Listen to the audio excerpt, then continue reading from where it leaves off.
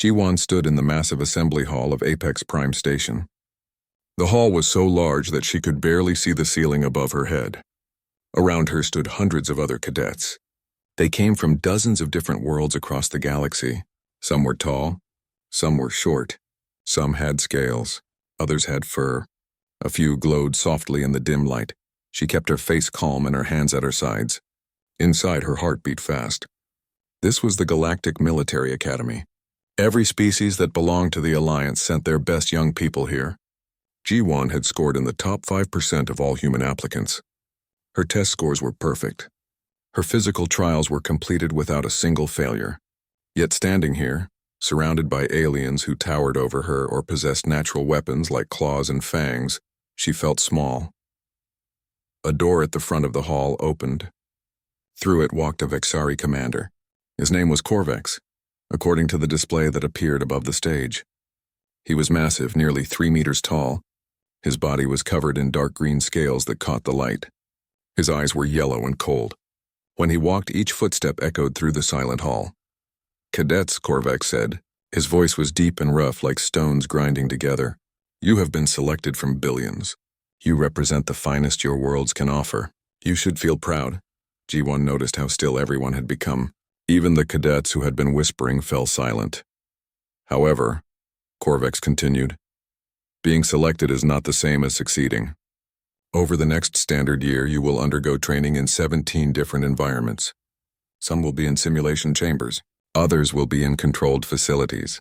But one training program is different from all the others." A holographic image appeared behind Corvex. It showed a blue and green planet slowly rotating. Ji-won recognized it immediately. Earth. Her breath caught in her throat. "Earth," Corvex said, and the word seemed to carry weight. "The human homeworld. This planet has been designated as the Alliance's ultimate survival training ground. Every cadet, regardless of species, must complete a minimum of 4 weeks on Earth's surface." Murmurs rippled through the assembled cadets. Ji-won heard fear in those voices. She had heard the stories, too. Earth was known throughout the galaxy as a death world, a place where everything seemed designed to kill anything that lived there. Corvex raised one clawed hand. The murmurs stopped. "I will be direct with you. 70% of cadets fail Earth training in the first week. They request emergency extraction. Some suffer injuries. A few require extensive medical treatment. Earth is hostile to nearly every form of life in this galaxy except the species that evolved there." The hologram changed. Now it showed images of Earth's surface. Thick forests where trees grew so close together that no light reached the ground. Mountains that stretched higher than most species had ever seen. Oceans that covered most of the planet, their depths unknown and filled with creatures of enormous size. "Earth's gravity is 0.98 standard," Corvex explained. "For most of you, this will feel like carrying an extra 50% of your body weight at all times. The atmosphere contains 21% oxygen, which is toxic in high concentrations to 17 of the species represented in this room. The planet's weather is chaotic and unpredictable. Temperature swings of 30 degrees in a single day are common. Water falls from the sky with enough force to injure unprotected skin." Ji-won watched the images change. She saw lightning splitting the sky, waves as tall as buildings crashing against rocks, wind bending trees until they nearly touched the ground. "The wildlife," Corvex said, and his voice became even more serious, "has evolved in constant competition. Predators exist that can kill a Draken warrior in seconds. Insects carry diseases that can fell a krill soldier in days. Plants produce toxins that have no known antidotes for most species. Even the microscopic life is aggressive. Human bacteria and viruses are so effective at invasion that you will require daily medication just to prevent infection." A cadet near Ji-won made a sound of distress. She glanced over and saw a being covered in white fur. Its large eyes were wide with fear. Its hands trembled. "You may wonder," Corvex said, "why the Alliance chooses such a dangerous location for training. The answer is simple. In war, you will face hostile environments. You will face conditions your species never evolved to handle. If you cannot survive Earth for 4 weeks, you cannot survive the chaos of real combat. Earth breaks the weak. It reveals the strong." The hologram disappeared. Corvex looked across the assembled cadets. His yellow eyes seemed to see each one individually. "Earth training begins in 3 standard weeks. You will be divided into groups of 20. Each group will be sent to a different region of the planet. You will carry minimal supplies. You will build your own shelters. You will find your own food and water. Human instructors will observe you, but they will not help unless your life is in immediate danger. Ji-won felt something twist in her stomach. Not fear exactly. Something else. Something that felt almost like anticipation. Some of you are wondering about the humans among you, Korvac said. He gestured toward the human cadets scattered through the hall. There were perhaps 30 of them among the 300 total cadets. You may think they have an advantage. You would be wrong. Humans who grow up in space colonies or on terraformed worlds find Earth just as hostile as you will. Their bodies have adapted to easier environments. Earth does not care about your species. It only cares about your strength. The commander was quiet for a moment. Then he said, dismissed. Prepare yourselves. Earth is waiting. The cadets began to move, filing out of the hall in groups. Ji-won walked with the flow of bodies. Around her, she heard conversations in dozens of languages. The translator implant in her ear worked. Overtime to convert them all. I heard that. Earth's apex predators hunt in packs, one voice said.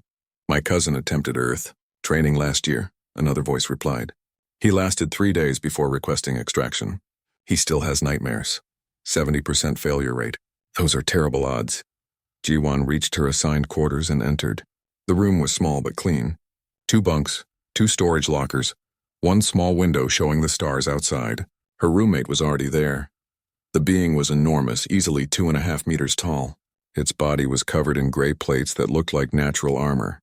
4 arms extended from its torso. Its head was roughly triangular with 6 eyes arranged in 2 rows. I am Thex, the being said in a rumbling voice. Krill warrior caste. You are human?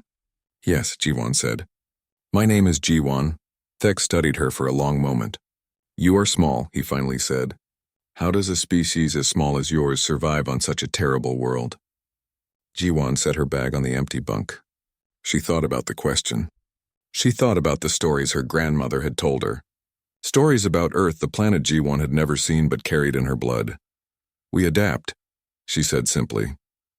Thex made a sound that might have been laughter or concern. Ji-won could not tell which. We will see, the Krill said. We will all see. That night, Ji-won lay in her bunk and stared at the ceiling. In 3 weeks, she would set foot on Earth for the first time. The planet her ancestors had left 5 generations ago. The planet that had shaped humanity into what it was. She wondered if Korvac was right. She wondered if Earth would break her like it broke so many others. Then she thought about her childhood on Station Hanseong, where life was never easy and nothing ever worked quite right. She thought about the scars she already carried and the lessons she had already learned. Maybe Earth would try to break her. But Ji-won had been breaking and rebuilding herself her whole life. She closed her eyes and slept. The transport ship shuddered as it entered Earth's atmosphere. Ji-won gripped the armrests of her seat and tried to keep her breathing steady. Around her, other cadets were not doing as well. Several were making sounds of distress. One had already been sick into the provided bag. This is normal? A voice asked. Ji-won turned to see a cadet with blue skin and large eyes. The being's name was Rixel from a water world called Thanara. This violence? It's just atmospheric entry, Ji-won said. The ship is pushing through air. It creates friction. Air should not fight back, Rixel said. The cadet's voice was shaking. Air should be gentle. The ship shook again, harder this time. Somewhere behind Ji-won, someone screamed. She understood their fear. Most species in the galaxy came from worlds with thin atmospheres or no atmosphere at all. Earth's thick blanket of air was alien to them. Violent to them. The human pilot's voice came through the speakers. We're approaching the landing zone.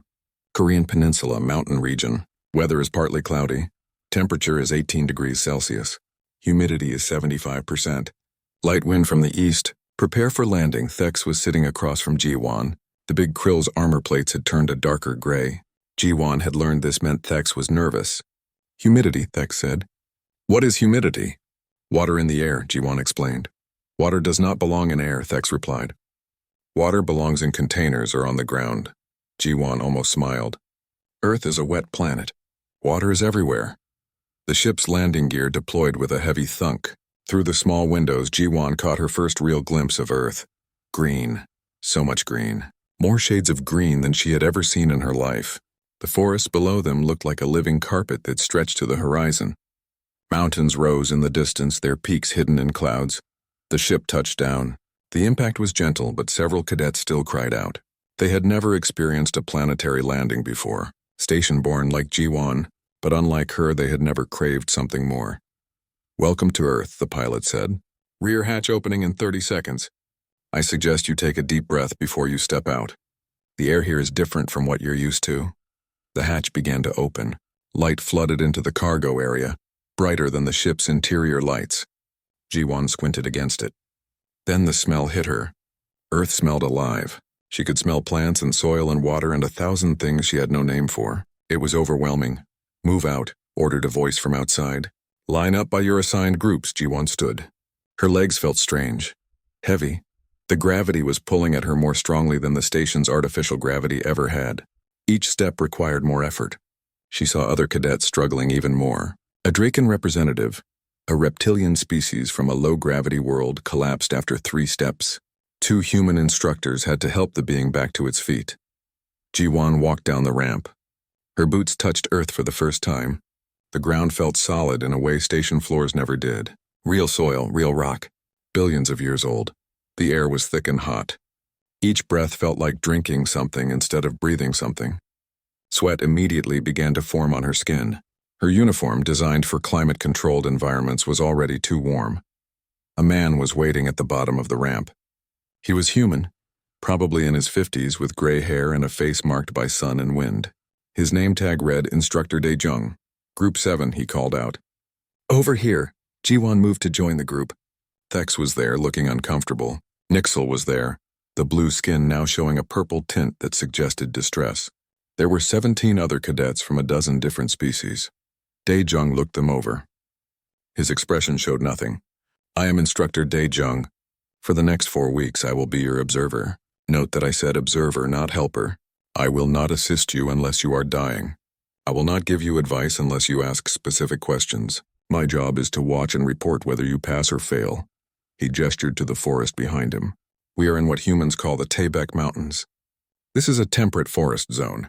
The temperature will range from 15 to 25 degrees Celsius during the day. At night, it may drop to 5 degrees. Rain is likely every 3 to 4 days. The forest contains several species of predator, including bears and wildcats. The streams contain clean water if you know how to find them.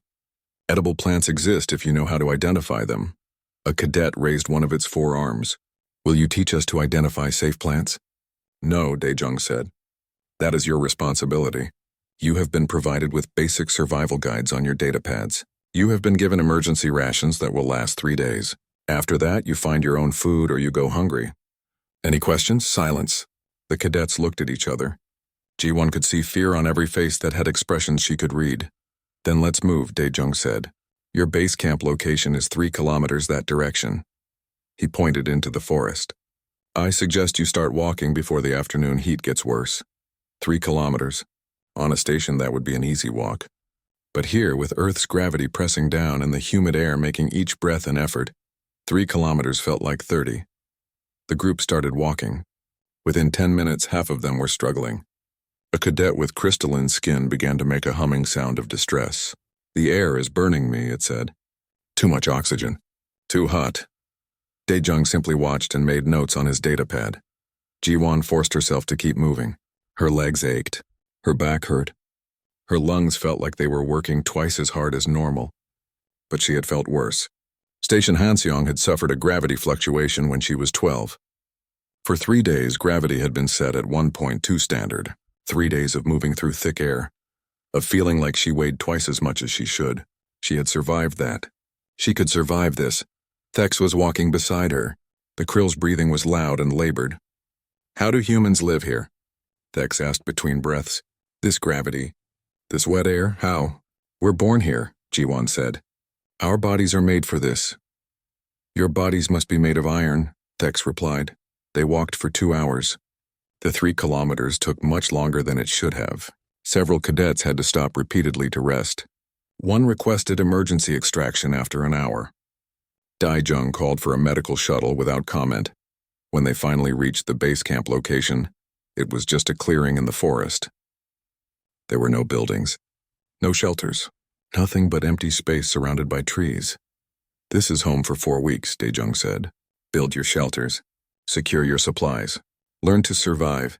I'll be watching. Then he walked away and sat down on a fallen log at the edge of the clearing. He pulled out his data pad and ignored them. The cadets stood in the clearing, looking lost. Around them, the forest made sounds they had never heard. Bird calls, insect buzzes, wind in the leaves. Somewhere in the distance, something roared. It was a sound that spoke of teeth and hunger. Nixel started crying. The sound was high and painful. I want to go home, the cadet said. I want to leave. We've been here 4 hours, another cadet said. This one was covered in fur and had 6 legs. Only 4 hours. We have 4 weeks. Jiwon dropped her pack on the ground. Her shoulders ached where the straps had been. She looked around the clearing. Trees on all sides. A small stream visible through the undergrowth. The ground was covered in leaves and moss. The air smelled like growing things in decay. We need shelter first, she said, before night comes. You are not in command, said a cadet with red scales and a long tail. Why should we listen to you? Jiwon shrugged. Don't listen. But I'm building a shelter. Anyone who wants to help is welcome. She walked to the tree line and began gathering fallen branches. Her hands hurt. Her back hurt. Everything hurt. But she kept moving. After a moment, Thex joined her. Then another cadet. Then another. By nightfall, they had built 3 crude shelters. They were not beautiful. They would not have passed any inspection. But they would keep the rain off their heads. As darkness fell, the temperature dropped. Jiwon had been warm all day. Now she was cold. The forest became even louder at night. Things moved in the darkness beyond their clearing, eyes reflected in the dim light of their emergency lamps. I hate this place, Thex said quietly. I hate it. Jiwon looked up at the sky. Through breaks in the tree cover, she could see stars. Real stars not seen through station windows. They were beautiful. It's just the first day, she said. How many days until 70% of us quit? Thex asked. Jiwon didn't have an answer. She lay down in the shelter she had built and closed her eyes. Every muscle in her body screamed. Tomorrow would be worse, and the day after would be worse still. But she would wake up tomorrow, and she would keep moving. Because that was what you did. You kept moving until you couldn't anymore. And even then, you found a way to take one more step. Outside the shelter, something howled. It was a sound like nothing Jiwon had ever heard. Wild, free, dangerous. She smiled in the darkness. Earth was trying to scare her. Let it try. Fear was just another thing to adapt to. 3 weeks on Earth had changed everyone. Jiwon could see it in the way the surviving cadets moved. Slower, more careful. Like prey animals always watching for predators. Of the 20 cadets who had started in Group 7, only 12 remained. 8 had requested extraction. 2 for medical reasons. 6 because they simply could not endure anymore. Jiwon understood why. Earth did not rest. Earth did not show mercy. Every day brought new challenges. The rain that fell was not the gentle mist of a climate-controlled station. It was heavy drops that hit like small stones. The heat during the day made the air feel solid. The cold at night bit through their thin sleeping bags. Food was scarce. The rations had run out after 3 days as promised. What they found in the forest was never enough. She had lost weight. They all had. Her uniform hung loose on her frame. Her face felt thinner. Her hands showed cuts and scars from building shelters and gathering food. But she was still standing. Still moving. Still refusing to quit. Today was a navigation exercise. Daejung had given them coordinates 5 kilometers away. They had to reach the location, collect a marker, and return before nightfall. Simple in theory. On Earth, nothing was simple. The sky was dark with clouds. The air tasted like rain. Storm coming, Daejung said. He looked at the sky with experienced eyes. Big one. You should consider postponing the exercise. Jiwon looked at Thex. The big krill had adapted better than most. Thex's armor plates were showing stress cracks from the constant humidity, but the warrior kept going. What do you think? Jiwon asked. We have postponed twice already, Thex said. Because of weather. Because of wildlife. Because of injury. If we postpone again, we fail the exercise. Failure means extra time on Earth. That decided it. None of them wanted extra time on Earth. We go, Jiwon said. Nixel shook a blue-skinned head. This is foolish. The sky looks angry. The sky always looks angry on this planet, said another cadet. This one was named Vexa, a being with 4 arms and gray skin. I agree with Jiwon and Thex, we go. 8 of them went. The other 4 stayed at camp. Daejung watched them leave with an expression Jiwon could not read. Was it concern, approval, disappointment? She had learned that human expressions were harder to read than she had thought. The forest was different today. The usual sounds were missing. No bird calls, no insect buzzes. The animals knew the storm was coming. They had found shelter. Only the cadets were foolish enough to be out. They had been walking for an hour when the first drops fell. Then the sky opened. Water poured down in sheets. It was impossible to see more than a few meters ahead. The ground became mud in minutes. The small stream they had been following became a raging river. We should turn back, Nixel shouted over the roar of the rain. This is too dangerous. We're halfway there, Jiwon shouted back. Turning back now means we walked for nothing, they kept going. The rain was cold. It soaked through their uniforms in seconds. Jiwon's hair was plastered to her head. Water ran down her face and into her eyes. Each step was a battle against the mud trying to hold her boots. Lightning split the sky. Thunder followed immediately after. The sound was so loud it felt like a physical blow. Vexa stumbled and fell. Jiwon and Thex pulled the cadet back to their feet. I hate this planet, Thex yelled. I truly hate it. They reached the coordinates after another hour. The marker was there, a simple metal post with a scanner plate. Each cadet had to scan their ID against it to prove they had made the journey. They took turns, water streaming off their bodies. Now we go back, Jiwon said. Fast as we can. Before this gets worse, if anything, the storm intensified on the return journey. The wind picked up. Trees swayed and bent. Branches fell around them. The sound was deafening. Rain and wind and thunder and the crack of breaking wood. They were crossing a swollen stream when disaster struck. The water was waist-deep and moving fast. They had formed a chain, holding on to each other for stability. Thex was in the middle of the stream when a large branch came rushing down the current. It hit the krill's legs and swept them out from under. Thex went under. The water was brown with mud. Jiwon could not see where the krill had gone. The chain broke. Cadets scrambled for the shore. Thex! Jiwon screamed. She looked downstream. There, a gray shape tumbling in the current, being pulled away. Thex's armor, designed to protect against weapons, was now a weight dragging the warrior down to drown. Jiwon did not think. There was no time to think. She dove into the stream. The current grabbed her immediately. It was stronger than she expected. Stronger than anything she had felt before. It pulled her under. Water filled her nose and mouth. She could not tell which way was up. Her training kicked in. Stay calm, don't panic. Panic kills faster than water. She let the current carry her, but angled her body toward the surface. Her head broke through. She gasped for air. Saw Thex ahead of her, still tumbling. Still sinking, Jiwon swam. Every stroke was a fight. The current wanted to pull her under. Wanted to dash her against rocks. Wanted to fill her lungs with water. She ignored it. Ignored the pain. Ignored the voice in her head screaming at her to save herself. She reached Thex, grabbed one of the krill's forearms. The weight almost pulled her under. Thex's armor was like an anchor, but Jiwon held on. She kicked for the shore, made no progress. The current was too strong, there had to be a way. She could not fight the current directly, so she stopped trying. Instead, she angled toward the shore gradually. Let the current help her instead of fighting it. It was a technique she had read about, something called a fairy angle. Use the water's power against itself, it worked. Slowly. So slowly. But they moved toward the shore. Meter by meter. Thex was not fighting. Was the krill unconscious? Dead? Jiwon could not tell. She just kept kicking. Kept pulling. Kept refusing to let go. Her feet touched bottom. She nearly cried with relief. She dragged Thex into shallow water. Pulled the warrior onto the muddy shore. Thex was not breathing. Jiwon's hands shook as she began emergency breathing procedures.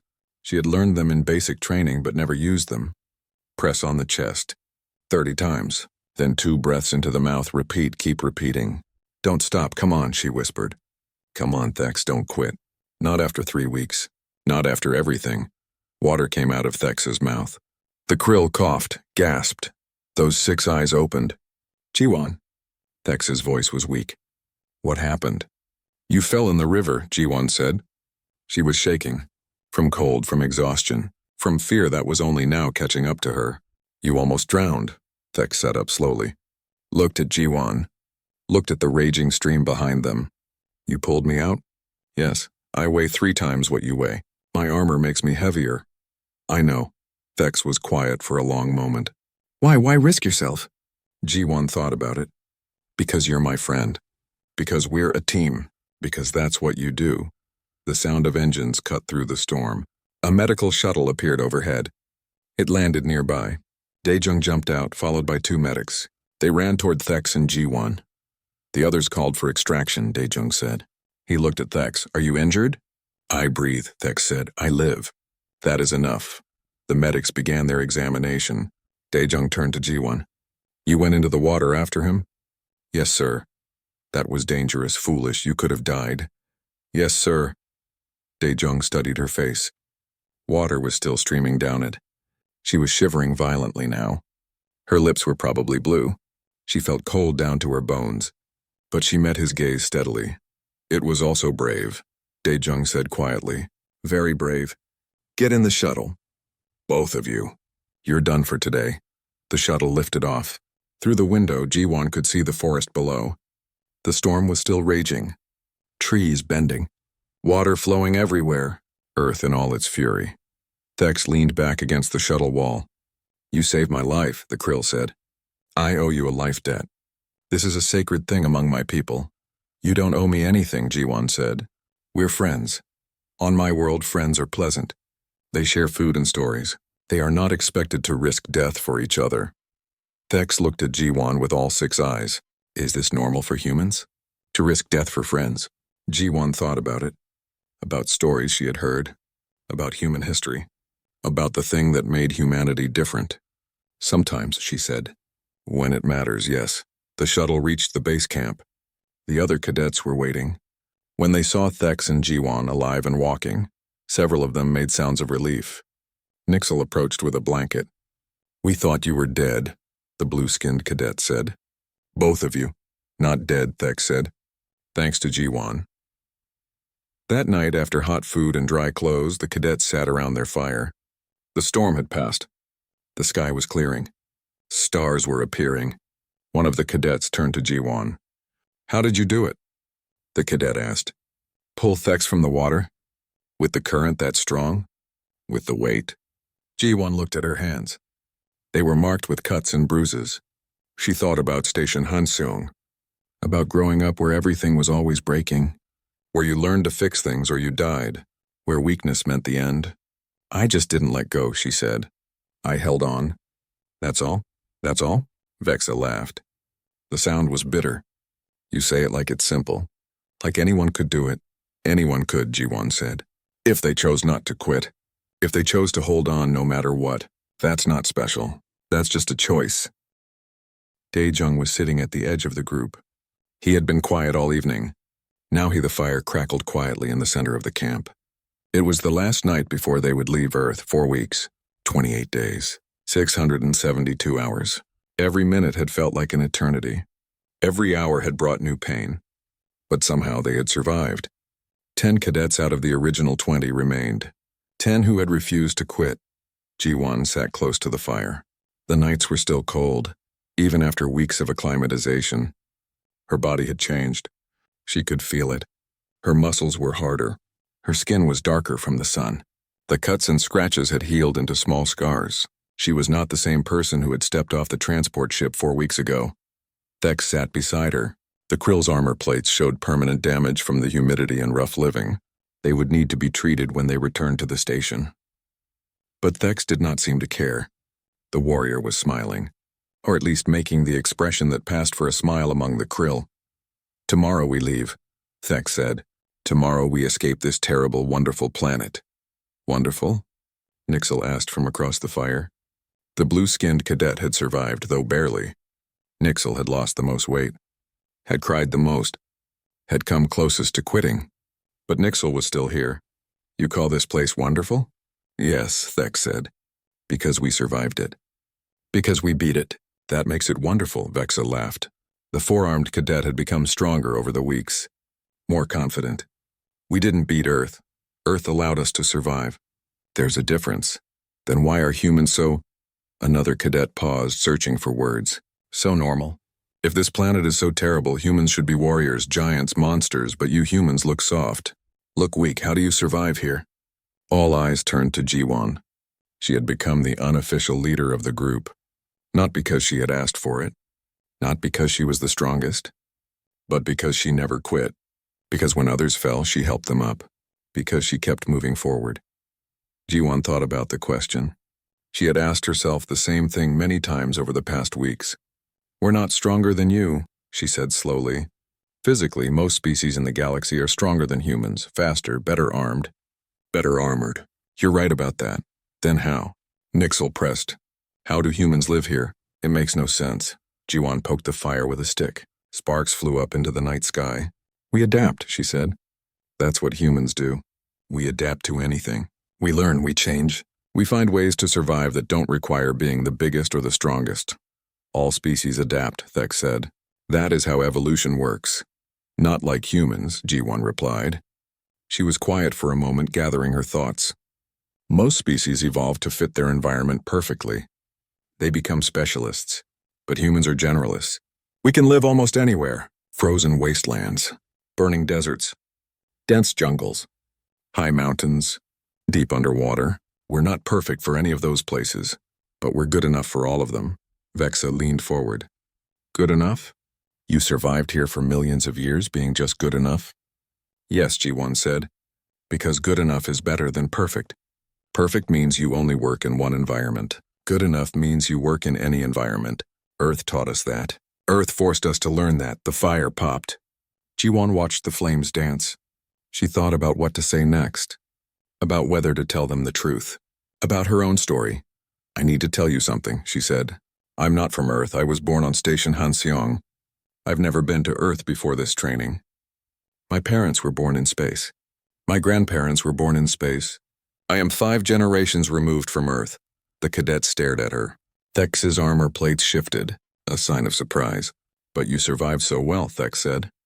Better than any of us. We thought you had an advantage. That your body knew this place. Jiwon shook her head. My body knew this place as badly as yours. Worse, maybe. I grew up in 0.6 standard gravity. Coming to Earth was like suddenly weighing twice as much. Every step hurt. Every breath was work. I had no advantage. Then how? Nixel asked quietly. How did you do it? Jiwon looked at her hands. They were scarred now, calloused, strong. Station Hansung was old, badly maintained. Nothing worked properly. The gravity fluctuated. Sometimes it would jump to 1.2 standard for days. Sometimes it would drop to 0.3. The air recyclers broke down constantly. We would have to ration oxygen. The temperature control was terrible. One day it would be 30 degrees. The next day it would be 5 degrees. She paused. The memories were not pleasant. The hydroponic farms failed 3 times while I was growing up. Each time food became scarce. We had to ration. Sometimes I was hungry for weeks, and there was a plague. When I was 10, a mutated bacteria that the medical systems couldn't handle. It killed a lot of people. I got sick. I almost died. I survived, but I was weak for a year afterward. The camp was silent. Even the forest seemed to be listening. My parents taught me something, Jiwon continued. They said that safety is an illusion. Comfort is temporary. The only thing you can rely on is yourself, your ability to endure, your refusal to quit. So they made me strong. Not physically strong. Mentally strong. They taught me that pain is temporary, that hunger passes, that cold can be endured, that fear is just a feeling, not a fact. Thex made a sound deep in the krill's throat. That is a hard childhood. A cruel childhood. Yes, Jiwon agreed. It was. I hated it sometimes. I envied my friends who lived on better stations. Stations where everything worked. Where food was plentiful. Where the gravity never changed. But now? She looked around at the forest, at the stars above, at Earth. Now I understand. Station Hansong prepared me for this. For Earth, for chaos, for surviving when nothing is certain. Daijung had been sitting at the edge of the firelight. Now he moved closer. His weathered face was thoughtful. That's the secret, he said. That's what Earth teaches. Not strength. Not speed. not power. Earth teaches adaptability. Earth teaches that you survive by learning, by changing, by refusing to break. He looked at each cadet in turn. You all came from paradise worlds, controlled environments, places where life is easy, where food appears when you want it, where temperature is always comfortable, where danger is minimized. Those places make you weak. Not physically weak, mentally weak. They teach you that the universe is safe, that you will be protected, that someone will always save you. Dae-jung pointed at the forest around them. Earth teaches the opposite. Earth teaches that the universe is dangerous, that no one will save you, that you save yourself or you die. And that lesson, that hard, painful lesson, is more valuable than any weapon, more valuable than any technology. Because it prepares you for reality. Vexa spoke slowly. So humans are not stronger than us. Humans are just more prepared for chaos? Exactly, Dae-jung said. In a controlled environment, humans are average. In chaos, humans excel, because chaos is where we come from. Chaos is where we learn to survive. Ji-won thought about that, thought about the past 4 weeks, about the rain and the heat and the cold and the hunger, about the river trying to drown her and Thex, about every morning when she woke up hurting and had to choose to keep going. Earth didn't make me tough, she said quietly. I was already tough. From Station Hanseong, from growing up where nothing was certain, Earth just showed me that I was. Thex reached over with one of those forearms and placed a hand on Ji-won's shoulder. The gesture was gentle despite the krill's size. You saved my life. And now I understand why you could. Not because you are human, not because you are from Earth, but because you learned to survive before you ever came here. You learned the most important lesson already. What lesson? Nixel asked. That quitting is not an option, Thex said. That you hold on even when it hurts, even when it would be easier to let go. That is what Ji-won taught me. In the river, when I was drowning, I felt her hands holding my arm. I felt her pulling me, and I felt her refusing to let go, even when the current tried to pull us both under. Even when keeping hold of me might have killed her, she refused to let go. The krill's 6 eyes were bright in the firelight. That is not about being human. That is about being strong in here. Thex touched the center of their chest where a krill's primary heart was located. And that kind of strength can be learned, can be taught. Earth teaches it. Hard lives teach it. Pain teaches it. But it can be learned. The fire was burning low. Someone added more wood. The flames grew higher. Ji-won watched them dance. She thought about Station Hanseong, about her parents, about every hard day of her childhood. She had resented it then, wished for an easier life. But now she understood. Her parents had not been cruel. They had been preparing her for this, for the universe as it really was. Dangerous, uncertain, unforgiving. Thank you, she said quietly to the fire, to her parents wherever they were, to Station Hanseong, to every hard day that had made her into someone who could survive Earth. What are you thankful for? Vexa asked. Ji-won smiled. For being broken before I came here, for being hurt, for being hungry, for learning that I could survive those things. Because if I hadn't learned those lessons already, Earth would have broken me, would have destroyed me. But I came here already cracked, already scarred, already strong. So Earth couldn't break what was already broken. It could only make. The assembly hall at Apex Prime looked different now. Ji-won stood in formation with the other graduates. The hall was the same. The high ceiling, the bright lights, the rows of seats filled with cadets and instructors. But everything felt different. She felt different. 4 months had passed since Earth. 4 months of additional training, combat exercises, space operations, diplomatic protocols, tactical planning. All of it felt easier after Earth. When you had survived a planet trying to kill you, classroom exercises did not seem hard. The ceremony was beginning. Commander Korvac stood at the podium. His scales gleamed under the lights. His yellow eyes swept across the assembled graduates. Today we recognize those who have completed the most demanding training program in the Alliance, he began. Of the 300 cadets who began this program, 197 stand before me now. 103 found the training too demanding. They have returned to their home worlds with honor. There is no shame in discovering your limits. Ji-won stood straight. Her uniform was crisp and clean. The Earth Campaign ribbon was pinned to her chest. A simple band of blue and green. Many species would not recognize it, but those who knew, those who understood would see that ribbon and know, this person survived Earth. This person did not quit. But you, Corvex continued, gesturing to the graduates, you discovered that your limits were further than you thought. You pushed beyond comfort, beyond safety, beyond what seemed possible. And in doing so, you became something more than you were. The commander touched a control. A holographic display appeared behind him. It showed statistics, numbers, facts.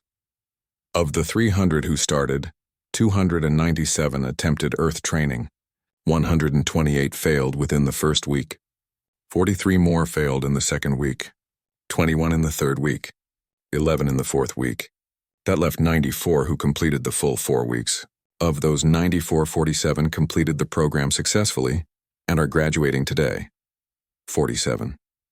Ji-Won thought about that number, about how many had quit, how many had been broken, how many had discovered that Earth was too much for them. She did not judge them. Earth was harsh. Earth was unforgiving. Not everyone could survive it. Not everyone should have to. These 47, Corvex said, represent 21 different species. They have proven that survival is not about biology, not about natural advantages. They have proven that survival is about will, about determination, about the refusal to quit even when quitting would be logical. The commander paused. His eyes found Ji-Won in the formation. Cadet Ji-Won, step forward. Ji-Won's heart jumped. This was not expected. This was not part of the planned ceremony.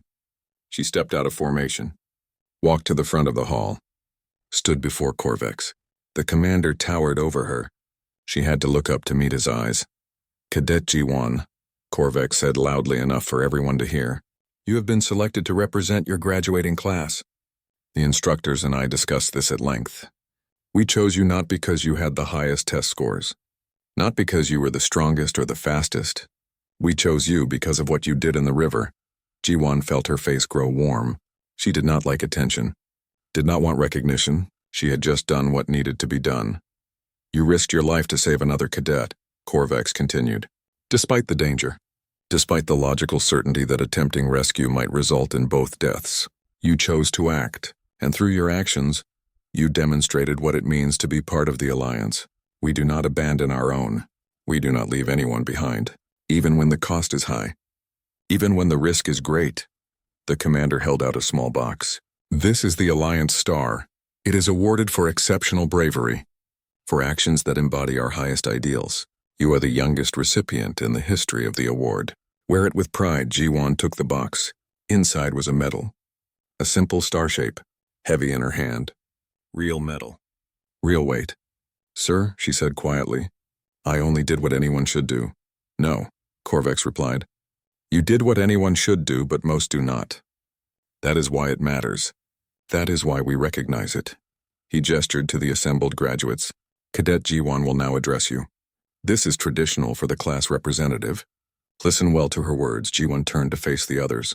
Hundreds of eyes looked back at her. Alien eyes, human eyes. So many different species, so many different backgrounds. But they all shared one thing now. They had survived the training. They had earned their place here. She thought about what to say, about what mattered, about what they needed to hear. I have a scar, Ji-Won began. She touched the side of her neck. Right here. I got it during a training exercise in the second week on Earth. I fell. A sharp branch cut me. It bled badly. Daejong patched it up, told me it would scar. He was right. She lowered her hand. When I was packing to come here, my mother saw this scar. She asked me about it. I told her the story. She was quiet for a long time. Then she said something I did not understand at the time. She said, good, every scar is a lesson. A reminder. Carry it with you. Ji-Won looked across the assembled graduates. I understand now what she meant. This scar reminds me of Earth, of pain, of bleeding, of fear. But it also reminds me that I survived, that I healed, that what wounded me did not destroy me. And that makes all the difference. She took a breath. They warned us that Earth would break us. Commander Corvex stood where I'm standing now and told us that 70% would fail. That Earth was hostile. That Earth was dangerous. That Earth would test us in ways we could not imagine. He was right about all of that. Earth did test us. Earth did hurt us. For many of us, Earth broke us. She paused. But being broken and being destroyed are different things. I learned that on Station Hansong, where I grew up. The station was always breaking. Gravity systems, air recyclers, water pumps, power generators. Everything broke constantly. And every time something broke, we had two choices: give up or fix it. Quit or adapt. Die or survive. Ji-won touched her neck again. The scar. My family chose to survive. We learned that broken things can be repaired, that broken people can heal. That breaking is not the end. It's just change. Sometimes painful change, sometimes difficult change, but still just change. She let her hand fall. Earth broke me in the first week. I woke up one morning and could not move. Every muscle hurt. Every joint ached. I lay in my shelter and wanted to quit. Wanted to call for extraction. Wanted to go home to comfort and safety and easy living. The pain was too much. The exhaustion was too much. Earth was too much. The hall was silent. Everyone was listening. But then I thought about my parents, about Station Hansong, about all the times I had hurt before and survived, about all the times I had been broken before and healed. And I realized something important. Earth was not breaking me for the first time. Earth was just breaking me again. And I already knew how to survive being broken. I had done it before. I could do it again. Ji-won's voice grew stronger. So I got up. I moved, I hurt. But I moved anyway. And the next day I got up again. And the day after. And every day for 4 weeks. Each day was hard. Some days were harder than others. But each day I chose to keep going. Chose not to quit. Chose to be broken but not destroyed. She looked at Thex in the formation. The big krill was watching her with all 6 eyes.